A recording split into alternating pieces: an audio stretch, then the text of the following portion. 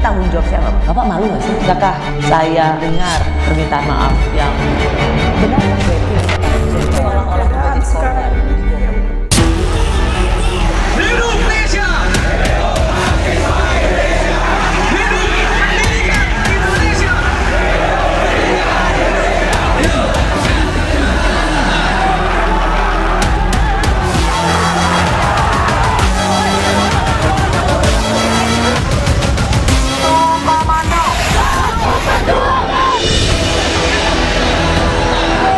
Tagar Indonesia Gelap menggema.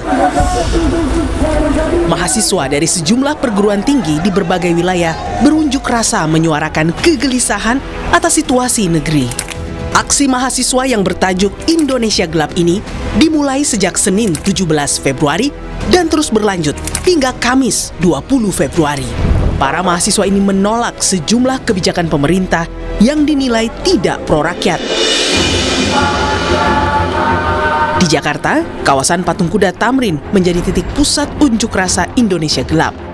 Aksi yang diinisiasi Badan Eksekutif Mahasiswa Seluruh Indonesia ini menyoroti efisiensi anggaran pendidikan yang berdampak pada naiknya uang kuliah.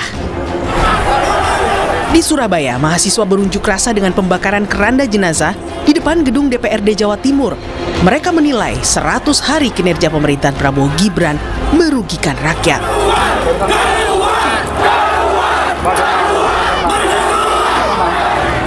Di hari kedua unjuk rasa, mahasiswa di Bandung, Jawa Barat juga menyerukan agar pemerintah jangan sampai memangkas anggaran pendidikan. Sementara di Malang, Jawa Timur, protes mahasiswa tak terbendung. Para mahasiswa yang tergabung dalam koalisi masyarakat sipil Malang Raya ini berpakaian serba hitam dan melakukan aksi teatrikal sebagai wujud rendahnya harapan kesejahteraan rakyat. Persoalan efisiensi anggaran demi makan bergizi gratis juga disuarakan Aliansi Mahasiswa Kota Semarang. Sebenarnya kalau tuntutan hari ini tentu kita melihat bagaimana efisiensi anggaran, kemudian terkait dengan kebijakan-kebijakan yang lain, salah satunya makan bergizi gratis gitu. Yang hari ini kita rasa perlu direposisi dan juga perlu diperhatikan dan juga dievaluasi kembali bagaimana apakah makan bergizi gratis ini akan berdampak dan juga memiliki nilai positif untuk rakyat Indonesia.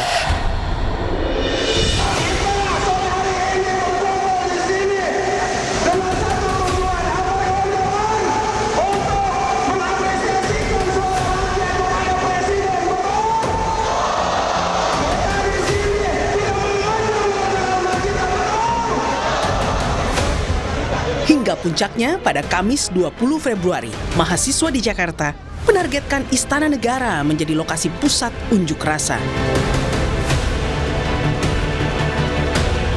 Sementara di daerah seperti di Yogyakarta, ribuan mahasiswa memadati kawasan Malioboro. Hingga di Ambon, unjuk rasa diwarnai aksi dorong antara mahasiswa dengan polisi.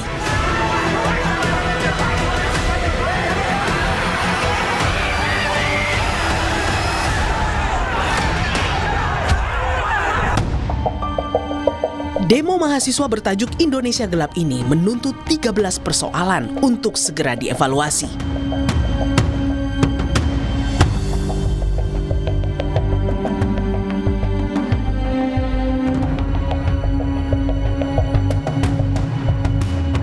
Untuk efisiensi anggaran ini tidak boleh ada dampak terhadap UKT. Okay. Jadi juga perlu diketahui ya bahwa pertama-tama segala sesuatu angka yang sedang diefisiensikan ini adalah terutama sekali untuk efisiensi yang bersifat seremonial. Jadi seperti alat tulis kantor, perjalanan dinas, seremonial yang lain, rapat-rapat yang di luar.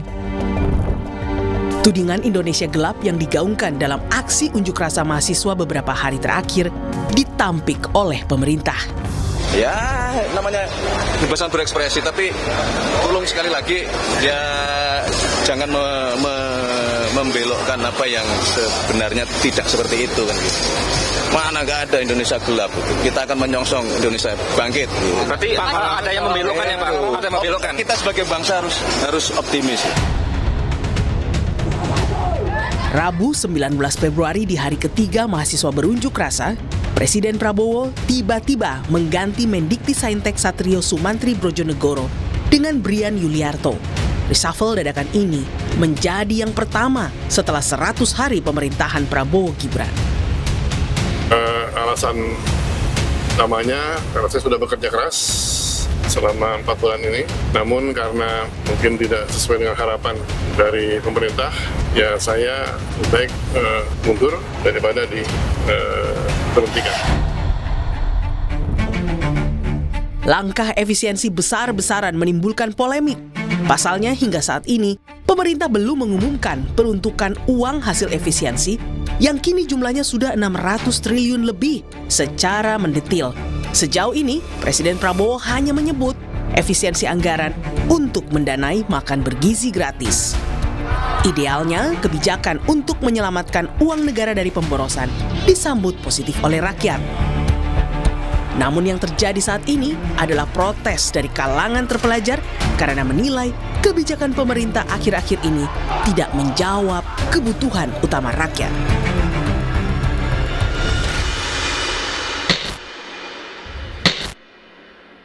Selamat malam, Anda menyaksikan program Rosi. Usai tagar kabur aja dulu menggema di sosial media, kini muncul tagar Indonesia Gelap. Dan sejak Senin 17 Februari lalu, mahasiswa unjuk rasa di Jakarta dan berbagai daerah. Aksi mahasiswa ini adalah bentuk protes atas kebijakan pemerintah yang dinilai tidak pro rakyat. Di antaranya soal efisiensi yang mengorbankan biaya pendidikan. Malam ini Rosi mengundang seorang yang pernah jadi ASN di Kementerian Keuangan. Kini ia punya podcast dengan pengikut jutaan orang, Ferry Irwandi. Halo Mbak Rosi. Selamat malam, Fer. Selamat malam. Senang sekali bisa Thank you. akhirnya bertemu Ferry di studio Menara Kompas. Sama-sama. Sebagai yang pernah menjadi mahasiswa, pernah menjadi ASN di Kementerian Keuangan, sekarang seorang podcaster dengan follower jutaan seperti yang tadi saya sudah perkenalkan pada penonton Rosi. 2 minggu yang lalu kita melihat soal tagar kabur aja dulu, lalu kemudian ada Indonesia Gelap. Sebagai seorang anak muda gitu, yang bisa dikategorikan anak muda, gimana melihat mahasiswa dengan tagar Indonesia Gelap kali ini? Pertama ya, saya punya perspektif sendiri soal ini. Indonesia Gelap atau semua aktivasi yang dilakukan bukan cuma sama mahasiswa tapi koalisi masyarakat sipil ini, tolong jangan dilihat sebagai bentuk kebencian, bentuk provokasi, atau bentuk ketidaksukaan, atau selalu menitik beratkan, oh ini kepentingan politik tertentu nih. No. Justru Indonesia Gelap itu kalau kita lihat dalam sisi yang berbeda, itu memperlihatkan sebuah kepedulian, kecintaan, bahkan keinginan masyarakat, terutama yang teman-teman mahasiswa, supaya Indonesia ini lebih baik. Karena kalau mereka tidak punya itu semua, ya mereka nggak akan peduli gitu. Mereka nggak akan turun di jalan, mereka nggak akan menghabiskan uang pribadi mereka tidak akan meresikokan keselamatan diri mereka tidak akan melakukan apapun yang mereka lakukan sekarang. Kalau ini cuma semata-mata ada arahan pihak tertentu, ada kelompok tertentu untuk kita rame-rame yuk ke situ karena kita punya kepentingan ini nanti. No, terlalu kecil untuk melihat semua demo atau semua aktivasi Indonesia Gelap ini sebagai sesuatu yang ya sifatnya kebencian atau hasutan. Jadi aku kalau sebagai seorang yang pernah jadi mahasiswa juga dan mungkin masih muda, Mbak, belum 40 ya. Melihat ini sebagai ya ternyata segini banyak loh. Kita tuh masih bisa berharap loh dengan semua hal yang terjadi di sini. Kita masih bisa berharap seenggaknya generasi di bawah kita itu masih punya kepedulian segitu besarnya untuk masyarakat Indonesia dan seharusnya mereka punya hak untuk didengarkan sebaik-baiknya gitu. Justru kalau dari sisi Ferry kita memberikan apresiasi bahwa kelompok intelektual kampus-kampus ini masih bisa terus menyuarakan apa yang menjadi pandangan mereka. Betul. Nah, hari ini Kamis pada saat kita ngobrol di studio ini, Fer, Kamis tanggal 20 Februari ini akhirnya Mensesnek bertemu dengan para demonstran mahasiswa. Karena memang sejak demo hari Senin, Selasa, Rabu, dan Kamis ini memang tuntutan mereka adalah tetap akan menyuarakan protes mereka sampai pihak istana bertemu. Dan hari ini, sore ini, Mensesnek menemui mahasiswa. Ini dia.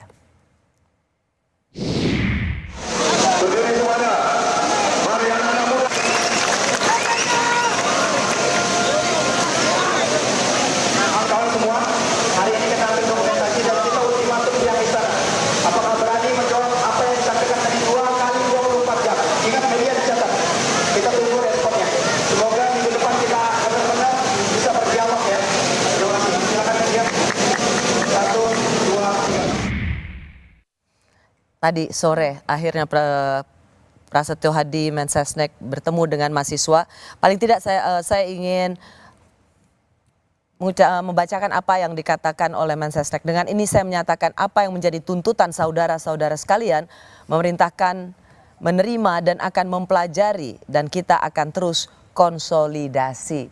Apakah bagi Ferry bertemunya Mensesnek sore ini pada mahasiswa itu sebuah reaksi yang cukup baik, gesture yang harus diapresiasi atau gimana? Pertama satu hal sebelum itu terkait pertanyaan Mbak Ros yang pertama ya tentang bagaimana saya melihat gerakan Indonesia Gelap ini dan bagaimana mahasiswa turun di jalan, masyarakat sipil turun di jalan.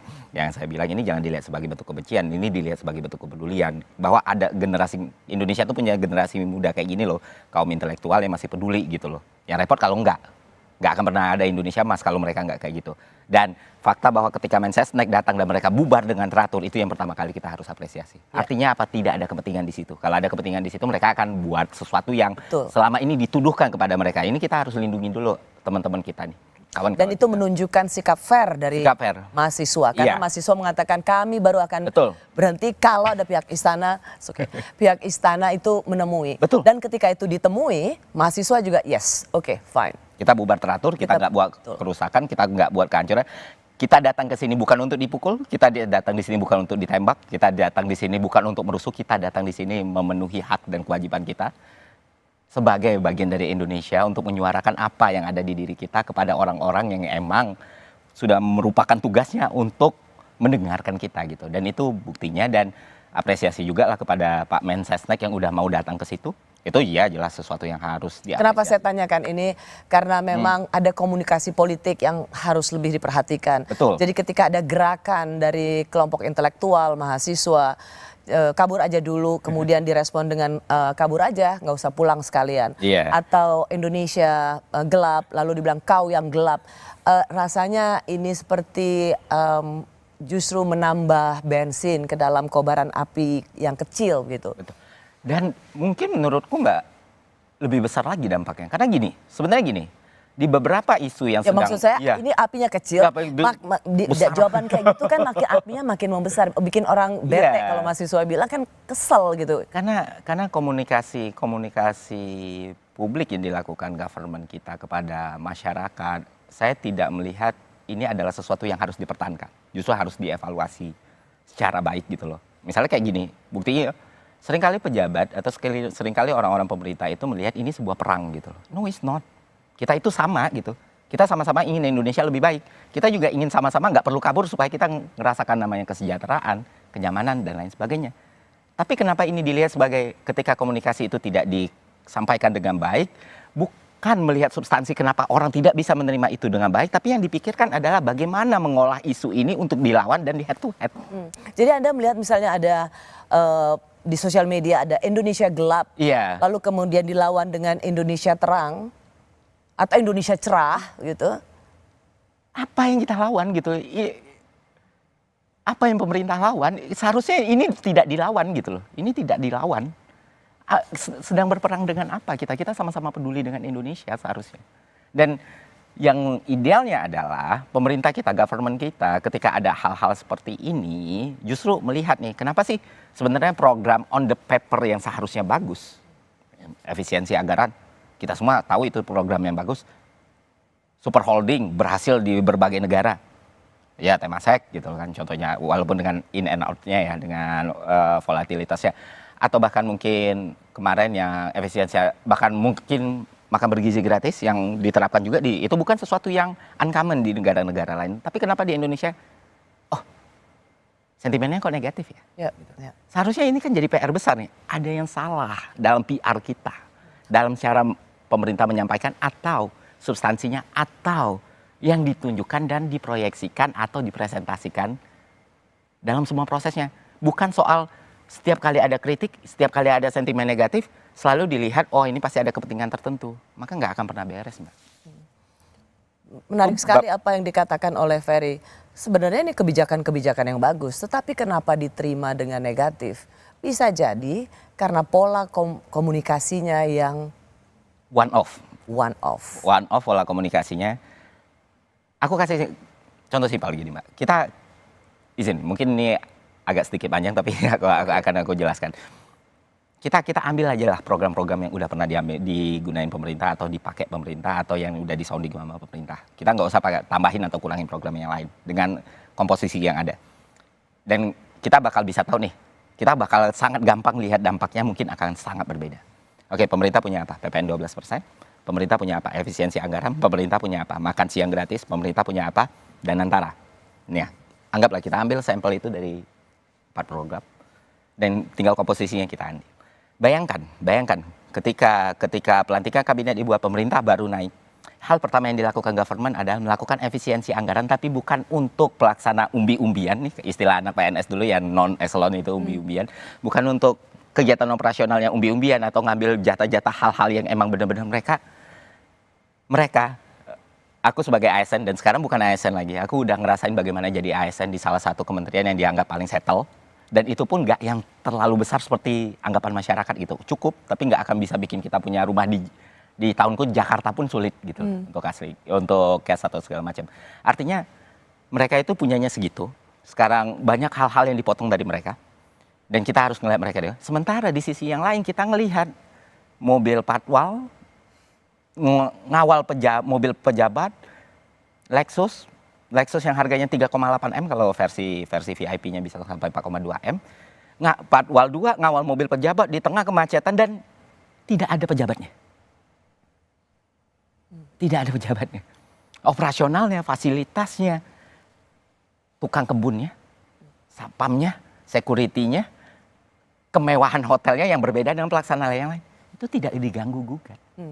Yang diganggu-gugat, yang selalu dibilang efisiensi adalah apa yang para PNS kecil ini yang duit gajinya cuma tutup lubang, gali lubang, tutup lubang, gali lubang, mereka yang ngerasain dampaknya.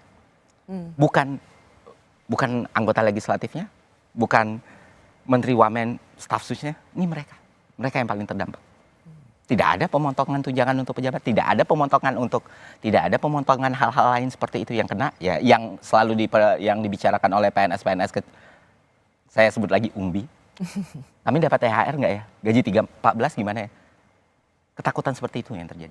Bayangkan kalau ini kita shifting aja cuman posnya sedikit. Pemerintah berhasil nunjukin political will yang bagus. Oke, kita butuh dana banyak karena kita mau buat sesuatu yang besar dan kita butuh melakukan ini. Karena kalau kita nggak bisa ngejar pertumbuhan ekonomi 6-7%, kita nggak akan pernah naik pendapatan per kapita 4.580 sampai ke 13.680. Makanya dibutuhkan satu langkah-langkah yang harus kita lakukan. Nah, hal langkah pertama adalah kita akan melakukan efisiensi anggaran dengan mengurangi fasilitas pejabat-pejabat mewah. Yang mana tanpa fasilitas itu kehidupan mereka udah enak. Tidak akan mengurangi apapun dari kehidupan mereka. RI 36 yang kemarin jadi masalah tanpa mobil Lexus itu yang bahkan tidak ada di LHKPN. Dia masih punya banyak lagi mobil lain yang bisa dia pakai gitu. Nggak mengurangin apapun. Political will-nya bagus.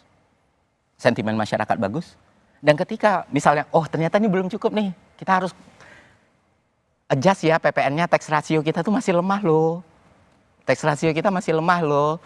Masyarakat kita itu masih berada di sektor informal. Bagaimana kalau kita geser ke sini nih? Bisa nggak masyarakat bantu? Satu move aja. Nggak akan ada penolakan segitu besar ya. And then setelahnya apa? Makan siang gratis. Dibuat secara berkala gitu. Nggak yang langsung berat. Tapi dimulai dari daerah terluar misalnya. Yang emang benar-benar butuh. Itu kan nggak perlu kita singkirkan kan. Ya, makan siang gratis itu bukan satu program yang sejelek itu. No. Itu dilakukan banyak di negara. Tapi dimulai dari daerah-daerah terluar Indonesia. Yang emang benar-benar butuh, disesuaikan.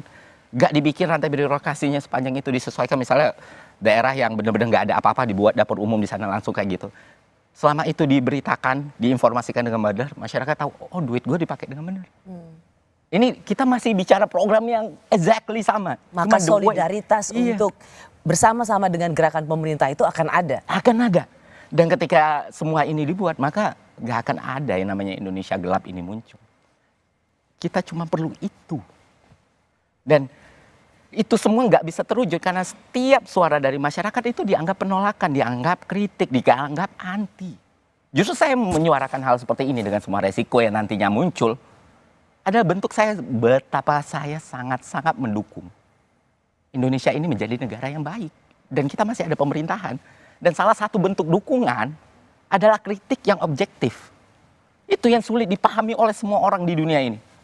Dukungan itu bukan pujian doang gitu. Nggak akan ada sesuatu itu bisa jadi besar tanpa dia mendapatkan kritik yang baik. Dan itu aku minta maaf Mbak kalau there's some emotion. But yeah, that's it. Let me control myself. Okay. No, you know what? Actually, kenapa saya juga terpana dan menahan diri untuk tidak menanyakan lebih lanjut.